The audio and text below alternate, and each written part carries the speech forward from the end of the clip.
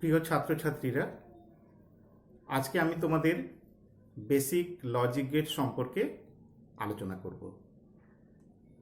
তোমরা সবাই জানো বেসিক লজিক গেট তিন ধরনের হয়। একটা অর গেট, দ্বিতীয়টা হলো অ্যান্ড গেট এবং তৃতীয়টা হলো নট গেট। এই যে তিনটে বেসিক লজিক গেট আছে, আমি আজকের ক্লাসে এই তিনটি সম্পর্কে পরপর আলোচনা করব। প্রথমে আমি basic logic gate or gate সম্পর্কে আজকে তোমাদের আলোচনা করব। পরের ভিডিওতে আমি বেসিক লজিক গেট অ্যান্ড সম্পর্কে আলোচনা করব এবং তারপরে তৃতীয় ভিডিওতে আমি তোমাদের basic logic gate not gate সম্পর্কে আলোচনা করব। প্রথমে আমরা আমাদের আজকের আলোচ্য বিষয় অর গেট এখানে চলে আসছি। তোমরা সকলেই প্রায় জানো যে অর গেটকে আমরা বেসিক লজিক গেট হিসেবে চিহ্নিত করে থাকি। এই অর গেট সম্পর্কে আলোচনা করার সময় তোমাদের এই অর গেটের কয়েকটা জিনিস জানতে হবে। অর গেট কী কাজ করে, এর লজিক্যাল সিম্বলটা কেমন এবং এর ট্রুথ টেবিলটা কেমনভাবে হবে। প্রথমে আমরা অর গেটের কাজ সম্পর্কে জানব। ফাংশন,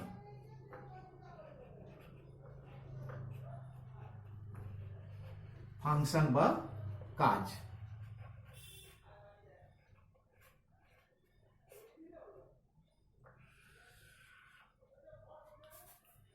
অর গেটের ফাংশন মনে রাখার জন্য খুব সহজ একটা নিয়ম। তোমার অর গেটের মধ্যে যে ইনপুটগুলো থাকবে সেটা দুই বা ততোধিক থাকতে পারে এবং ওই ইনপুটে যে ভোল্টেজগুলো তুমি দেবে তাকে আমরা ইনপুট ভ্যালু বলি। সেই ইনপুট ভ্যালুগুলোর মধ্যে অন্তত একটার মান যদি এক হয়, অর্থাৎ হাই ভোল্টেজ যদি হয়, তাহলে আউটপুটের মানটা এক হবে, অর্থাৎ হাই ভোল্টেজ হবে।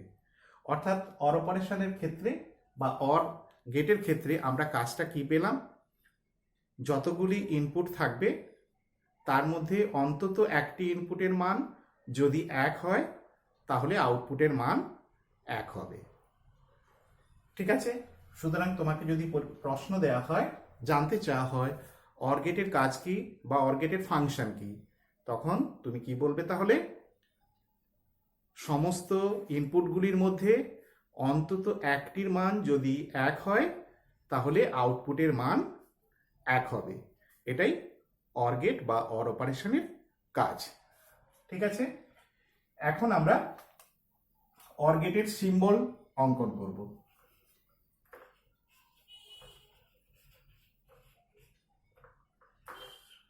অর গেটকে প্রকাশ করার জন্য যে সিম্বলটা আমরা ব্যবহার করি সেটা এই রকম।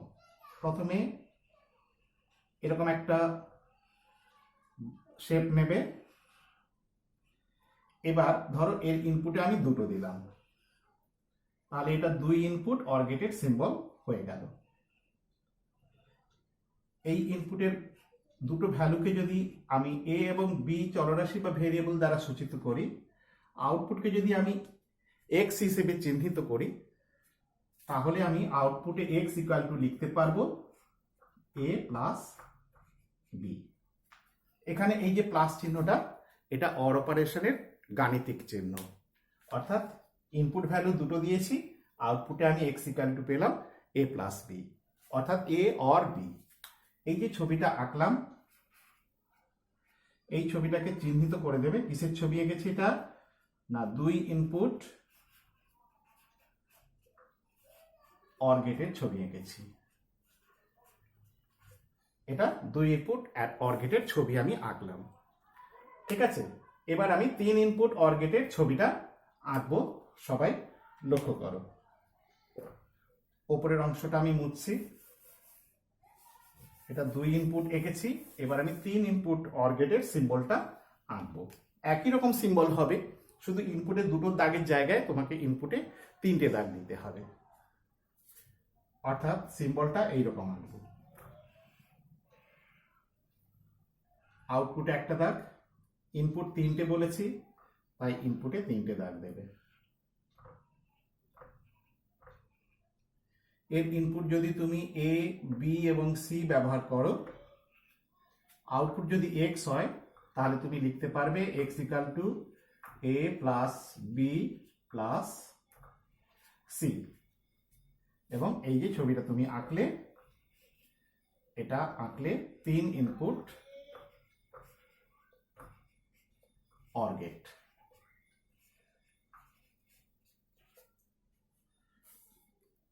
তাহলে সিম্বলটা অর গেটের আমরা বুঝে গেলাম।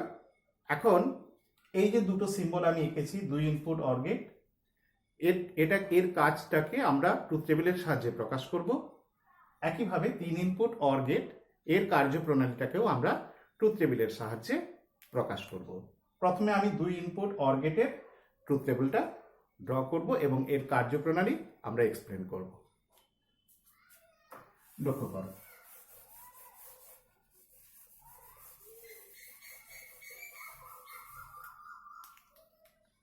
কোনো ট্রুথ টেবিল ড্র করতে গেলে তাতে কতগুলো অ্যাক্টিভ রো থাকবে সেটা হিসেব করার নিয়ম তোমরা সবাই জানো, তবু আমি আরেকবার মনে করিয়ে দিই।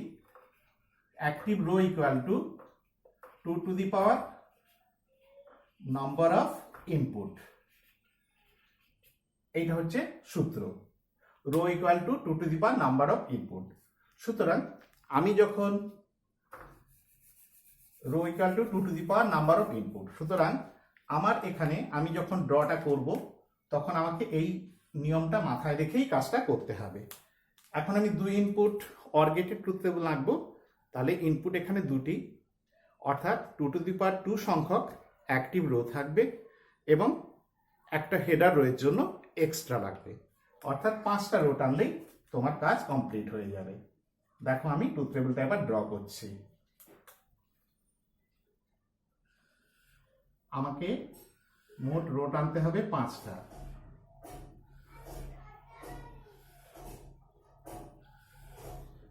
রো টানলাম, একটা নিলাম ইনপুট এর জন্য, আমি এখানে যে ভেরিয়েবলটা ব্যবহার করেছি সেটাই লিখছি।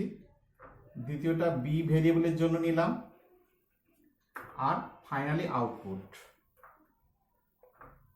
আউটপুট হচ্ছে X equal to A plus B, A plus B. ঠিক আছে, এবার ট্রুথ টেবিলে ইনপুট ভ্যালুগুলো বসাবো। প্রথমে এ কলামে 2টো 0, 2টো 1, বি কলামে তার অর্ধেক অর্থাৎ 0 1 0 1।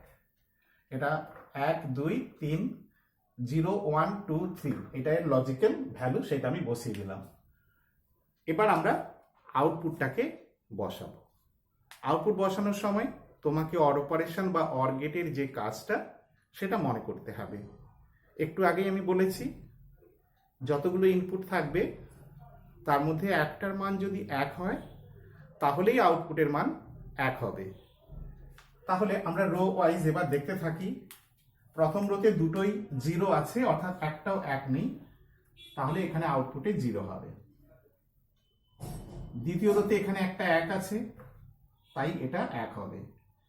তৃতীয়তে এখানে অন্তত একটা 1 আছে, তাই এখানেও 1 হবে। চতুর্থ রোতে দুটোতেই 1 আছে, তাই এটাও 1 হবে। অর্থাৎ এই 0 ট্রিপল 1 হলো আমার এখানে অর অপারেশন 2 ইনপুট অর গেটের আউটপুট। আশা করছি তোমরা বুঝতে পেরেছো। ঠিক একই নিয়মে এবার আমি 3 ইনপুট অর গেটের ট্রুথ টেবিলটা কেমন হবে সেটা এখন দেখাবো। দেখো, 3 ইনপুট অ্যান্ড গেটের বেলায় রো কটা হবে, আগে শেখার নিয়ম অনুযায়ী রো সমান হবে 2 টু দি পাওয়ার 3 সংখ্যক, সমান 8টা। তা আর হেডিং এর জন্য একটা এক্সট্রা নেবে, সুতরাং তোমাকে রো টানতে হবে 8টা। দেখো আমি করছি। 1টা, 2টো, 3টে, 4টা, 5, 6, 7, আরো একটা লাগবে, নিচে ড্র করছি, 8। এইবার কলামগুলোকে টানবো। আমি একটু আগে যে ডায়াগ্রামটা এঁকেছিলাম সেখানে প্রথম ভেরিয়েবলটা এ নিয়েছিলাম, সেকেন্ড ভেরিয়েবলটা বি নিয়েছিলাম, থার্ড ভেরিয়েবলটা সি নিয়েছিলাম, এবং ফাইনাল আউটপুটে যে ভেরিয়েবলটা ছিল সেটা এক্স ধরেছিলাম। এক্স ইকাল টু তাহলে এ প্লাস বি প্লাস সি। এটা আমার ট্রুথ টেবিলের স্ট্রাকচারটা তৈরি হয়ে গেল। এবার আগের নিয়ম অনুসারে ইনপুট কম্বিনেশনগুলো বসাবো। ফার্স্ট এ কলাম বরাবর 8টা যেহেতু রো তাই 4 4 শূন্য বসবে, 4টে শূন্য, 4টা 1। একটা কলাম একটা রো কম আছে, একটা বাড়াতে হবে।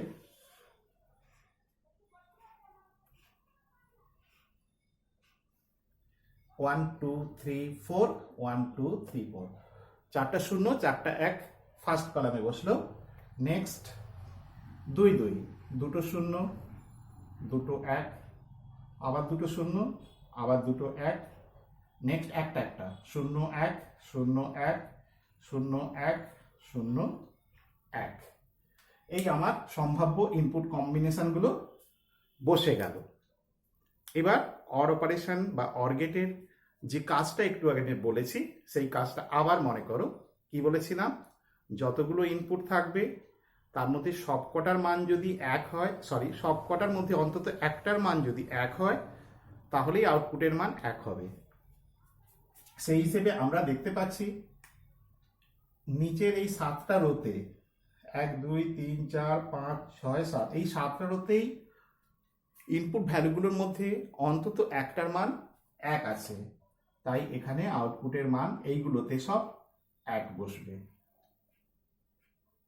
কেবলমাত্র ফার্স্ট রোতে একটাও 1 নেই, তাই ওখানে 0 বসবে।